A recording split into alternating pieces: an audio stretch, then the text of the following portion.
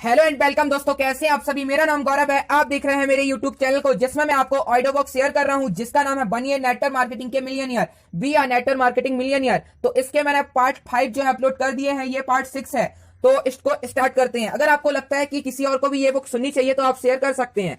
तो इसको स्टार्ट करते हैं। लिखित लक्ष्य की शक्ति, चौथा है ये।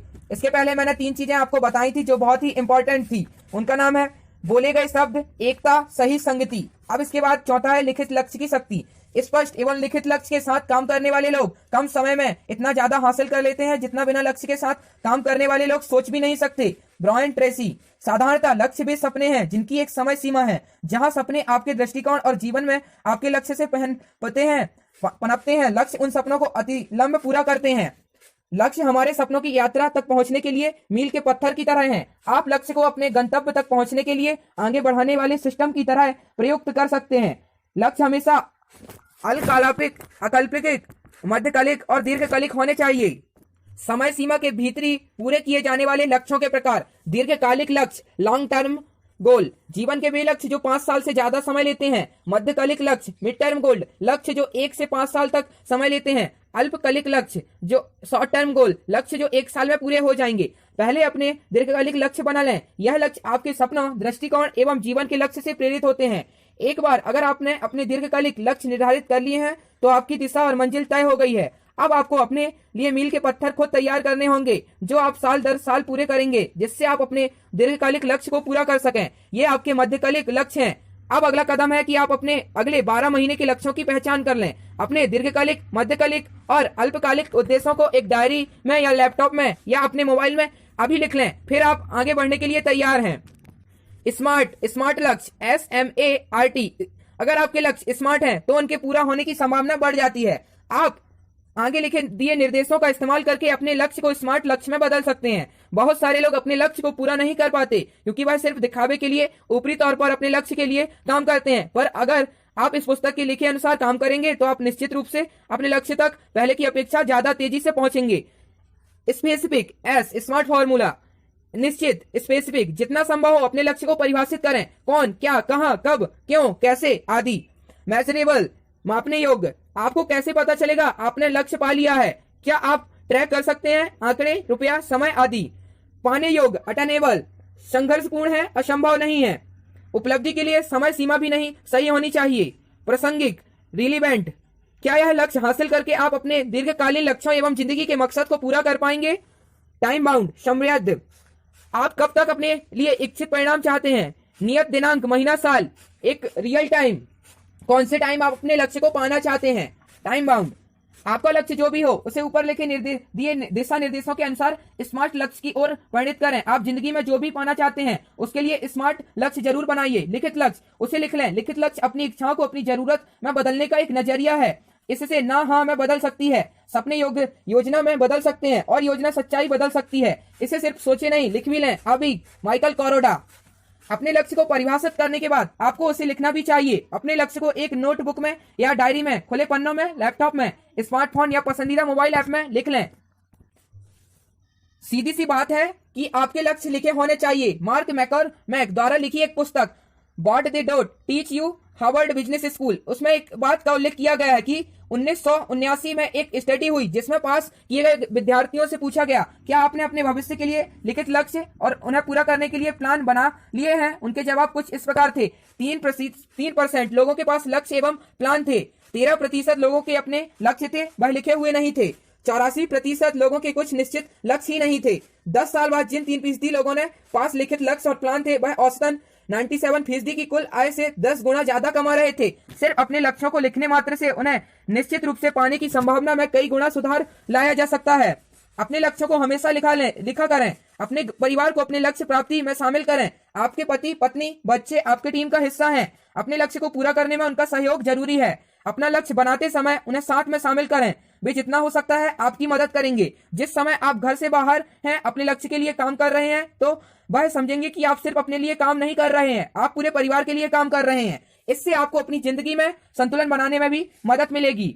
एक बार जब आपके अपने लक्ष्य लिख लिए हैं, उसमें थोड़ी स्पार्क लेकर आइए। यह स्पार्क आपको उन्हें जल्दी पूरा करने में मदद करेगी। SPARK, spark. इस स्पार्क बहुत आसान है। पहला, अपने लक्ष्य के बारे में बात करिए, स्पीक योर गोल्स। चाहे आप अकेले हो, सबके बीच हो, अपने लक्ष्य के बारे में हमेशा बात करें। दूसरा, अपने लक्ष्य को 2x4 व 3x5 साइज के पॉकेट कार्ड्स में लिख लें और उसे अपने साथ रखें जहां भी आप घूमने या काम करने के लिए जाते हैं। तीसरा, आपको जब भी हो लोगों से बात करने का मौका मिलता है, उन्हें हर प्रोग्राम में अपने लक्ष्य के बारे में बताएं। अनाउंस इन एवरी प्रोग्राम, चाहे वह कोई भी बड़ा प्रोग्राम हो, कार्यक्रम हो, घर की कोई मीटिंग हो, आप किसी से आमने सामने बैठकर बातचीत कर रहे हो, हर जगह अपने लक्ष्य के बारे में बताएं। ऐसे लोगों के साथ हर कोई रहना पसंद करता है जिसे पता है कि जिंदगी में किस तरह जा रहा हूं मैं। आप जब भी अपने लक्ष्य के बारे में बताते हैं तो इससे आपका स्वयं के प्रति भरोसा एवं दृढ़ विश्वास झलकता है। चौथा, अपने लक्ष्य को रोज पढ़ें। Read your goals daily. अपने दिन की शुरुआत एवं अंत में अपने लक्ष्य को पढ़कर करें। इससे अपने सचेत मन से आपके अवचेतन मन में आपके लक्ष्य जाते रहेंगे। आपका अवचेतन मन जो आपके चेतन मन से ज्यादा प्रभावी है, अपने लक्ष्य को पूरा करने के लिए काम करेगा। पांचवा, अपने लक्ष्य को अपने आसपास रखें। Keep your goals around you.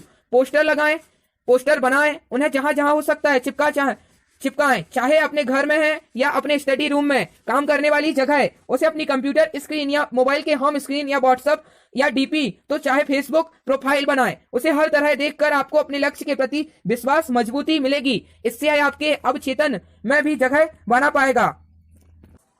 निर्णायक लक्ष्य। अब मैं आपको लक्ष्य प्राप्ति के अगले लेवल में ले जाऊंगा जिसे निर्णायक लक्ष्य कहते हैं। जब आप अपने लक्ष्य तय कर ही रहे हैं तो क्यों ना निर्णायक लक्ष्य तय किया जाए। वह लक्ष्य जिससे आप बहुत बेहतर बन सकें। उन्हें पूरा करने के दौरान आप एक अलग कमाल के इंसान बन जाएंगे। ऐसे लक्ष्य जो आपको हमेशा के लिए आजाद कर देंगे। लक्ष्य जिन्हें एक बार पा लिया जाए तो आप दुनिया को जिस नजर से देख रहे हैं वह नजरिया बदल जाएगा। यह लक्ष्य इतने बड़े हों कि एक बार उन्हें पा लिया जाए तो आपकी जिंदगी पहले की तरह नहीं रहेगी। एक डिक्शनरी के अनुसार निर्णायक लक्ष्य वे लक्ष्य हैं जिन्हें एक बार पा लिया जाए तो वे आपकी जिंदगी या आपकी कंपनी की स्थिति को हमेशा के लिए बदल कर रख देते हैं। ये आपको गुमनामी से बेशुमार प्रसिद्धि तक ले जाते हैं। ये आपके लिए वह दरवाजे खोल देते हैं जो पहले बंद थे। यह आपको चोटी के 1% अचीवर्स की श्रेणी में ले जाते हैं और अचानक आप वह व्यक्ति बन जाते हैं जिसकी सब जगह चर्चा हो रही थी। निर्णायक लक्ष्य प्राप्ति की सबसे अच्छी बात जो मुझे लगती है वो यह नहीं जो लक्ष्य प्राप्ति से आपको मिलता है, पर आप इस सफर के दौरान जो बन जाते हैं वो बेसिमाल होता है। जब आप एक सफल लक्ष्य प्राप्त करने की दिशा में काम करते हैं तो आपको अपने जीवन के सभी क्षेत्रों में खुद को पूरी तरह से बदलना होगा। आपको उन लक्ष्यों को प्राप्त करने के लिए एक बड़े परिवर्तन के मार्ग में से जाना होगा। यह कमाल है। जब आप नेटवर्क मार्केटिंग के बिजनेस में हैं तो आपको गारंटी दे सकता हूँ आप जिस भी चीज पर निगाह डालते हैं उन सारी चीजों को आप हासिल भी कर सकते हैं। नेटवर्क मार्केटिंग उद्योग के पास लोगों को निर्णायक सफलता दिलवाने का कई दशकों का प्रमाण है। नेटवर्क मार्केटिंग इस बात से कोई असर नहीं पड़ता कि आप कौन है, आपने अभी तक क्या हासिल किया है आदि। फर्क सिर्फ इस बात से पड़ता है कि क्या आपके पास कोई सपना है, क्या आप अपने सपनों के लिए सिस्टम के तहत काम करने को तैयार हैं। अब आगे बढ़ने का समय आ चुका है। अब बड़ा सोचने का समय आ चुका है। अब आप कुछ बड़े, बोल्ड और जिंदगी बदल देने वाले लक्ष्य बनाएं, उनकी तरफ काम करना शुरू कर दें। आप क्यों नहीं शुरू करते? अभी क्यों नहीं? जब आप अपने लक्ष्य पा लें तो मुझे जरूर कुछ लिखें, मैं आपकी कहानी सुनना चाहूंगा।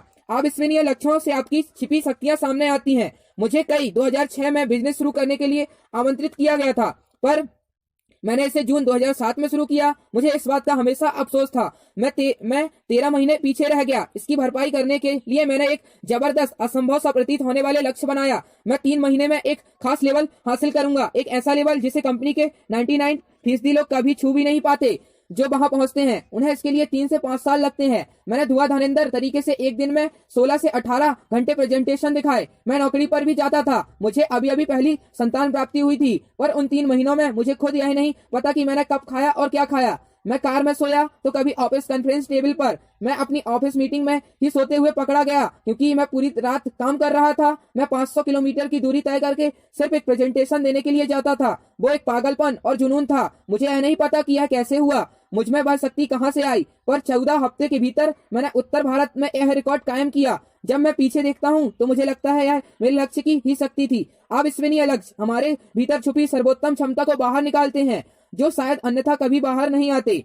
हमारे live event network marketer millionaires academy के दौरान हम आपके लक्ष्यों को परिभाषित करने के लिए बहुत सारे अभ्यास करते हैं। प्रत्येक प्रतिभागी एक अनुकूलित कार्य योजना के साथ वापस जाता है। हम में से अधिकांश लोगों के लिए सबसे बड़ा खतरा ऊंचे ख्वाब देखना, उन्हें पूरा न कर पाना नहीं, खतरा यह है छोटे सपने देखना और उन्हें पा लेना। Michael Angela. उम्मीदें। 5वां है बड़ी उम्मीदों की शक्ति। लोगों से बड़ी उम्मीदें रखें, वास्तव में रखें। भाई आपकी उम्मीदों पर खरा उतरने के लिए सब कुछ करेंगे। दीपक बजाज। जीवन में सब कुछ उम्मीदों से शुरू होता है। आप इस बिजनेस में इसलिए आए क्योंकि आप अपनी जिंदगी से कुछ बड़ा करने की उम्मीद रखते हैं। आप इस बिजनेस को करते रहेंगे, जबकि काफी लोगों ने इसे छोड़ दिया है क्योंकि आपको लगता है कि यह बिजनेस आपके बड़ी आशाएं एवं सपने पूरे करेगा। इसलिए स्वयं से बड़ी उम्मीद करें, जिंदगी से बड़ी उम्मीद करें, भगवान से बड़ी उम्मीद करें, दुनिया से भी। हर मीटिंग से बड़ी उम्मीद रखें, हर सहयोगी से बड़ी उम्मीद करें, हर प्रोग्राम में भी बड़ी उम्मीद करें। जब भगवान ने भी आपको चुनने की शक्ति दे रखी है तो क्यों ना बड़ा ही की उम्मीद करी जाए। मैंने बार बार यह देखा है, लोग उनसे की गई अपेक्षाओं पर खरा उतरने की कोशिश करते हैं। जब आप लोगों से बार बार यह कहते हैं कि वो यह कर सकते हैं जो चाहे हासिल कर सकते हैं, धीरे धीरे वह आपकी अपेक्षाओं पर विश्वास करने लगते हैं और उन पर खरा उतरने के लिए अपना सर्वोत्तम देते हैं। इसलिए यह हमेशा ही लाभदायक होता है कि बड़े की अपेक्षा करें। बड़ी अपेक्षाएं आपके पूरे शरीर में दिखनी चाहिए, आपके चेहरे में, आपकी ऊर्जा से, आपके द्वारा प्रयुक्त शब्दों से, यहाँ तक कि आपके आसपास की सभी चीजों से। आप में से दिन रात हर समय बड़ी अपेक्षाओं की आभा निकले। हर कोई जो भी आपके पास से गुजरे अपेक्षाओं से भरे, आपके आभा मंडल में अछूता न गुजरे। धीरे धीरे आप अपने पास की चीजों को बदलता हुआ पाएंगे। इस रवैये में हुए बदलाव से आपकी जिंदगी पूरी तरह बदल जाएगी। जिंदगी से, बिजनेस से या लोगों से बड़ी उम्मीदें, सकारात्मक और आशावादी सोच का संकेत, यही सारे गुण आपके बहुत सारे प्रशंसक बनाते हैं। इस कारण लोग आपसे जुड़ते हैं।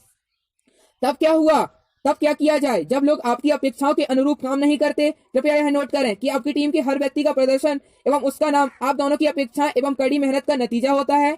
अगर आप दोनों में से कोई एक कहीं पीछे रह जाता है तो परिणाम इच्छानुसार नहीं आएंगे। आप लोगों के गुरु बन सकते हैं, उन्हें अच्छे से अच्छा समर्थन दे सकते हैं, आप अपनी सीमा से बाहर जाकर भी उनकी मदद कर सकते हैं। पर अगर दूसरा व्यक्ति में सपने, समर्पण, कड़ी मेहनत करने या स्वयं से किसी प्रकार की कोई अपेक्षाएं ही नहीं है, सिर्फ आपकी अपेक्षाएं से सफलता नहीं मिलेगी।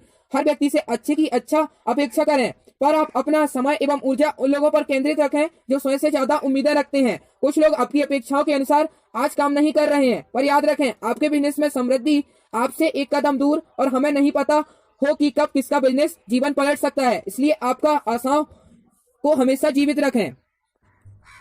ई स्क्वायर आर का सिद्धांत, आपके प्रयत्नों की गुणवत्ता एवं मात्रा, आपकी अपेक्षाओं का आकार, अपेक्षाएं, प्रयत्न, परिणाम मिलेगा। हजारों लोगों के साथ काम करने के अपने अनुभव में मैंने बेहतरीन परिणामों को पाने के लिए एक प्रभावी तरीका बनाया है जिसे मैं ई स्क्वायर आर का नियम कहता हूं। किसी भी व्यक्ति द्वारा किए गए प्रयत्नों की गुणवत्ता एवं मात्रा उसकी अपेक्षाओं के सीधे अनुपातिक होती है, जो फलतः परिणामों को निर्धारित करती है। आमतौर पर किसी काम के लिए हमारी प्रतिबद्धता, हमारे प्रयासों की गति उस काम के परिणाम की हमारी अपेक्षा पर निर्भर करती है। अगर किसी काम पर से 0 परिणाम की उम्मीद है तो आप उसके लिए 0 प्रयत्न करेंगे। सामान्य परिणाम की उम्मीद के लिए सामान्य प्रयत्न होंगे। बड़ी परिणाम की उम्मीद हो तो आप अभूतपूर्व प्रयास करेंगे जिससे अपार सफलता मिलेगी। आपकी अपेक्षाओं का आकार और अपनी अपेक्षाओं पर जिसका विश्वास यह निर्धारित करेगा आप अपने लक्ष्य तक पहुंचने के लिए कितने प्रयास करेंगे। फिर आपकी कोशिश की गुणवत्ता एवं मात्रा आपकी उपलब्धियों के आकार को निर्धारण करेगी। बड़ी उम्मीदों के साथ शुरू कीजिए और इससे हमेशा के लिए चीजें बदल जाएंगी। बड़ी आकांक्षाओं बड़े प्रयासों को जन्म देंगी। बड़े प्रयास अभूतपूर्व परिणामों को अंजाम देंगे। 12. संचार एवं रिश्ते। किसी रिश्ते में संचार जिंदगी में ऑक्सीजन की तरह है, इसके बिना रिश्ते मर जाएंगे। किसी रिश्ते में संचार जिंदगी में ऑक्सीजन की तरह है। किसी रिश्ते में जो संचार है जिंदगी में ऑक्सीजन की तरह है, इसके बिना रिश्ते मर जाएंगे। अभी जो टाइम चल रहा है इसके हिसाब से तो बहुत सही है। टॉनी कास्किंस के द्वारा ये जो कॉर्ड्स हैं बताए गए हैं।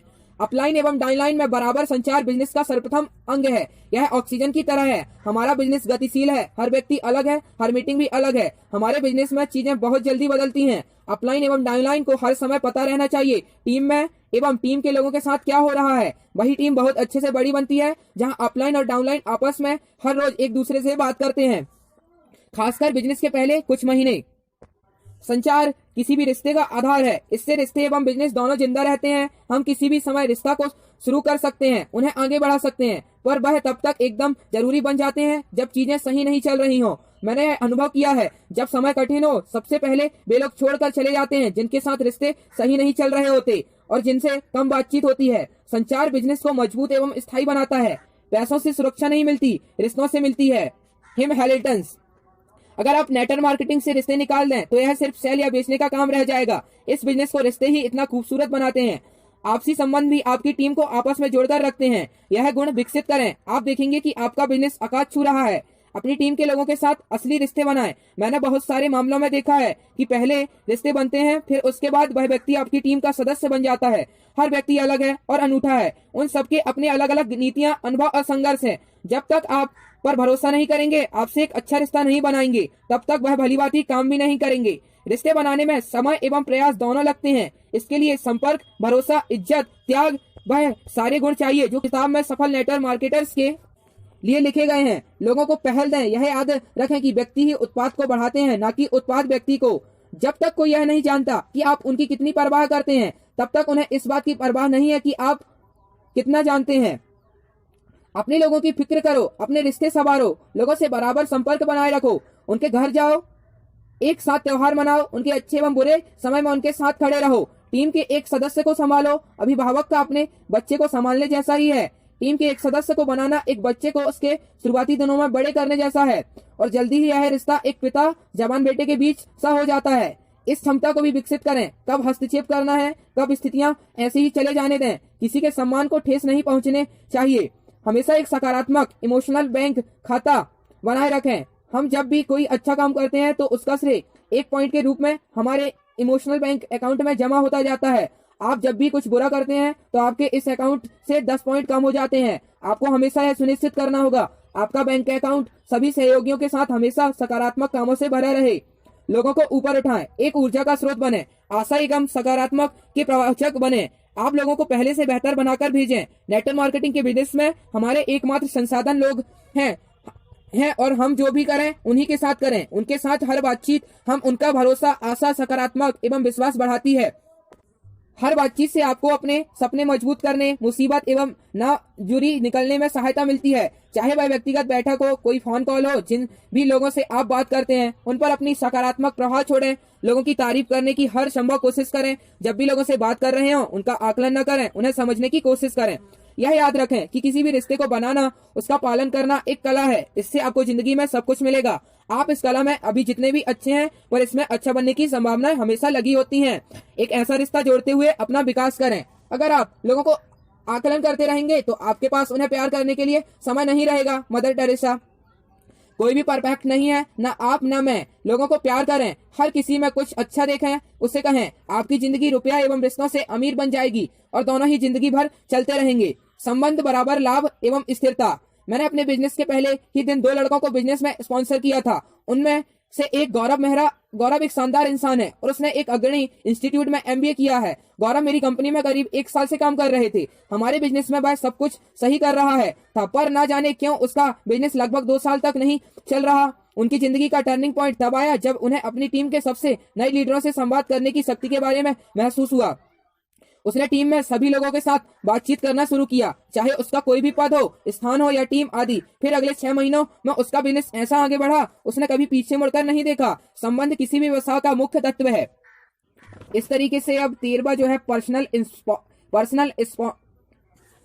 पर्सनल स्पॉन्सरिंग खेल परिवर्तक है। तो इसको मैं आने वाले एपिसोड पार्ट जो है 7 में इसको कवर करूंगा। तो अभी इस एपिसोड को यहीं पे एंड करते हैं। आपको कैसा लगा कमेंट में बताइएगा आप, और लोगों के साथ शेयर कीजिए जिनको आपको लगता है कि यस ये ऑडियो बुक सुननी चाहिए, जो अभी नेटवर्क मार्केटिंग, डायरेक्ट सेलिंग कर रहे हैं, या कोई स्टूडेंट है जो सोच रहा है कि मुझे भी मल्टी लेवल मार्केटिंग करना है। क्या है, पहले एजुकेशन हो जाएगी। हम लोग क्या स्कूल में स्टूडेंट रहता है, वो पहले 8-9 महीने पढ़ाई करता है, उसके बाद एग्जाम देता है, तो उस तरीके से अच्छा रिजल्ट आता है। वैसे ही हम अगर अपने काम में करेंगे तो अच्छा रहेगा। तो इस तरीके से इस बुक को मैं यहीं पे एंड करता हूँ। अगले आने वाले